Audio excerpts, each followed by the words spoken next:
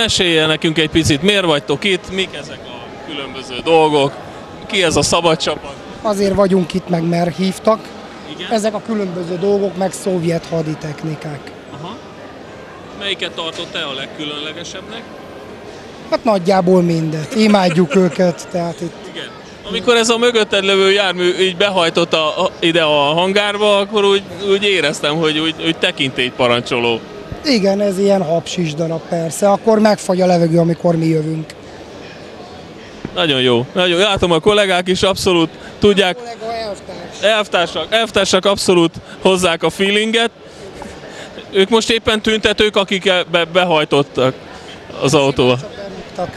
Simán csak be vannak rúgva. Tehát. Oké, tehát fogy a vodka rendesen. A vambul lehet. Valamelyik járműről vagy fegyverről tudsz nekünk mondani néhány mondatot? Hát én itt sajnos mindegyikről tudnék, tehát mire vagy kíváncsi. Mondjuk erre a dobtárasra. Ez egy Dekkjárjev DP-28 típusú felső dobtáras golyószóró a második világháborúból. Szép darab. Ez az ekte orosz, amit még az öregasszonyok is megismernek, hogy ez orosz. Tehát ez tradicionális szovjet golyószóró. És azok Urál vagy Nyeper, sose tudtam melyik. Hát igen, ez nem túl könnyű. Ezek itt K750-esek és Nyeperek.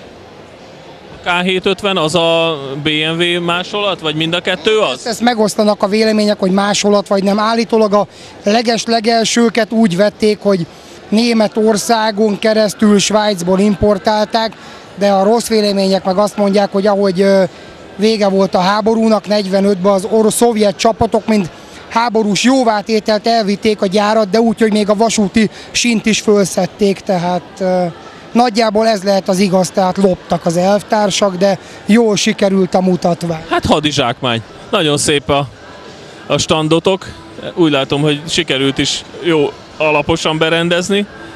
Hát ezt csak úgy hevenyészve összedobáltuk, tehát ennek az a titka, hogy ezt nem kell rendezni. Ahova esik, oda puffan, és ez akkor szép, tehát nem igazán igényel nagy tervezést, csak jó sok cucc kell hozzá, meg ledobálni egy kupacba. Hát meg lelkes társak. Igen, az a nehéz elvtárs találni ehhez, aki 3 napig egyenruhába itt posztol mellettünk, aztán etetni, itatni, tehát, de azért megpróbál. Átszellemült tekintet. Igen, ő már tök részeg. Ez hozzátartozik a szovjet hadviseléshez? Igen, nagyjából hozzátartozik. Tehát ezt a háborút, ezt józanon nem lehet megjátszani. Hát örülünk, hogy itt vagytok, örülünk, hogy színesítetek ezt a kiállítást, meg hogy emelitek a színvonalát, úgyhogy bízunk benne, hogy találkozunk veletek akár itt, akár máshol. A részünkről a gyönyör. Köszönöm szépen! Mi köszönjük, sziasztok!